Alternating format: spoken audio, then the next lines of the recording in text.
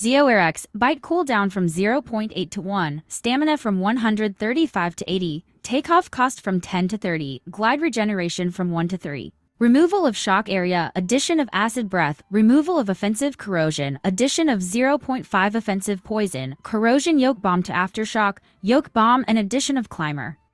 With Zeo's semi-recent rework having time in the field, its gameplay often swings between feeling too cheesy against certain targets or noticeably weaker than it was before the rework.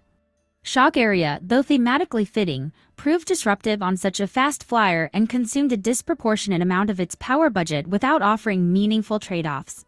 The power vacuum left in its wake is now filled by some new tools.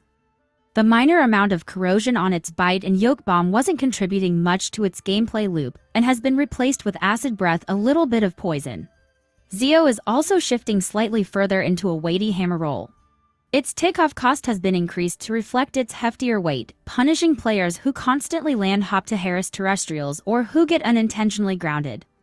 However, this is offset by best-in-tier glide regeneration, allowing skilled Zeo players to maintain air dominance when managing stamina effectively. Zeo's getting a fresh twist, a unique yoke bomb effect in aftershock, the ailment triggered by earthquake. Use it to stack defensive ailments without bleeding its small HP pool. Finally, the addition of climber pays homage to Zeo's legacy walkling. Dragonixsauria, addition of 0.75 defensive injury, hitbox adjustment. Dragonix is, despite opinion, quite strong, very strong for its speed in fact. They wanted to give Dragonix some love, but keeping it relatively tame to support its running ability. Some hitbox fixes are here to help against flyers as well.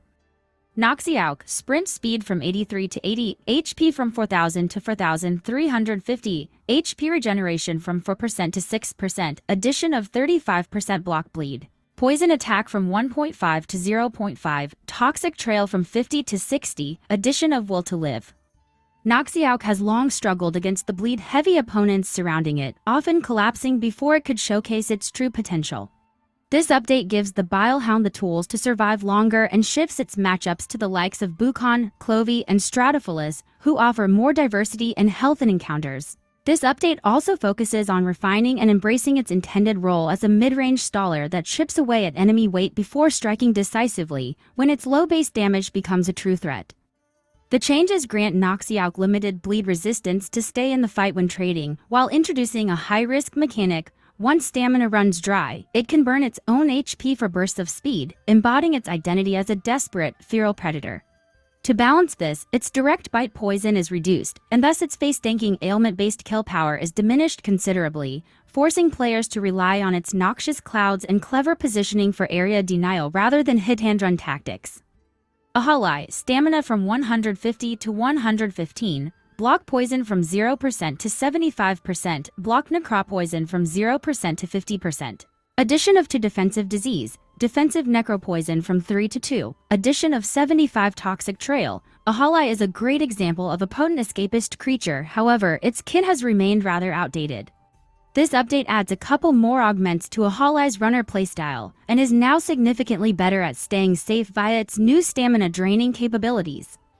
Imeaorn, weight from 4150 to 5000, damage from 500 to 400.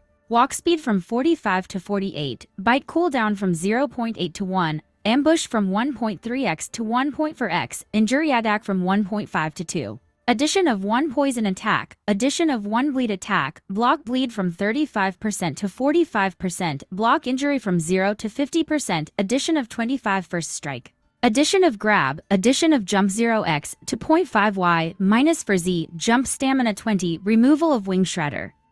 Imeaorn is in need of some nuance injected into its rather straightforward gameplay loop.